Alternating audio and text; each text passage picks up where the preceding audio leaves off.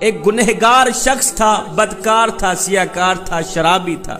علاقہ جانتا تھا یہ شخص شرابی ہے۔ زندگی کے دن گزر گئے، یہ گنہگار شخص مر گیا۔ جب اس کی قبر کھودی گئی، لوگ دیکھ کر حیران رہ گئے کہ اس کی قبر میں نور ہی نور تھی، روشنی ہی روشنی تھی۔ گلاب کے پھول اگے ہوئے تھے جن کی خوشبو سے قبر میں عطر پھیلا ہوا تھا۔ ایسا لگتا تھا جیسا کہ جنت کی کھڑکی کھول دی گئی ہو، جنت سے ٹھنڈی ٹھنڈی ہوائیں چل رہی ہوں۔ لوگ دیکھ کر حیران رہ گئے کہ یہ تو گنہگار تھا، یہ تو شرابی تھا۔ قبر میں روشنی کہاں سے آ گئی؟ قبر میں خوشبو کہاں سے آ گئی؟ ٹھنڈی ٹھنڈی ہوا کہاں سے آ گئی؟ اس گنہگار شخص کی تدفین کی گئی۔ تدفین کرنے کے بعد لوگ اس گنہگار شخص کی بیوی کے پاس گئے، پوچھا آئی آخر تیرا شوہر کون سا ایسا عمل کیا کرتا تھا جس عمل کی وجہ سے آج اس کی قبر میں نور ہی نور تھا، گلاب کے پھول اگے ہوئے تھے جن کی خوشبو سے قبر میں عطر پھیلا ہوا۔ بیوی نے کہا بھائی میرا شوہر واقعی گنہگار تھا، بدکار تھا، ایک عمل ایسا تھا جو اس کی بخشش کا ذریعہ بن گیا۔ میں یقین سے کہتی ہوں وہی عمل میرے شوہر کی بخشش کا ذریعہ بن گیا ہوگا۔ لوگوں نے پوچھا وہ کون سا ایسا خاص عمل تھا؟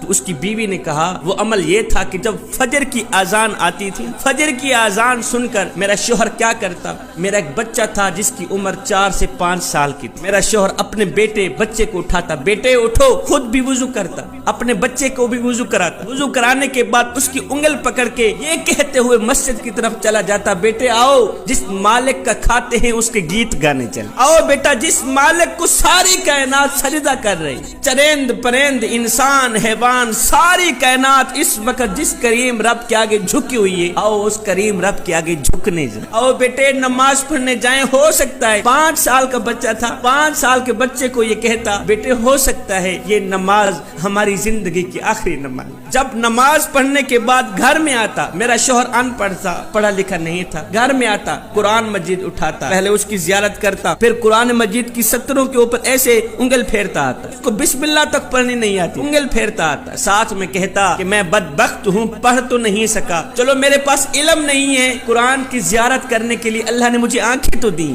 اللہ تعالیٰ اگر مجھے بخشنے پہ آئے تو یہی عمل میری بخشش کے لیے کافی۔ بھائیو میں یقین سے کہتی ہوں بس یہی عمل میرے اللہ کو پسند آیا ہوگا اور میرے اللہ نے میرے شوہر کی بخشش کر دی ہوگی۔ جو شخص گنہگار ہو، بدکار ہو، سیاکار ہو، خطاکار ہو، شرابی ہو، لوگ بھی جانتے ہوں کہ واقعی یہ شخص شرابی، جو شخص ایک نماز پڑھے اس کو اتنا مقام ملتا ہے کہ دنیا میں ہی اس کو بخش دیا جاتا ہے۔ مجھے بتاؤ جو شخص نماز پنجگانہ با جماعت ادا کرے اس کو کتنا مقام ملتا ہو۔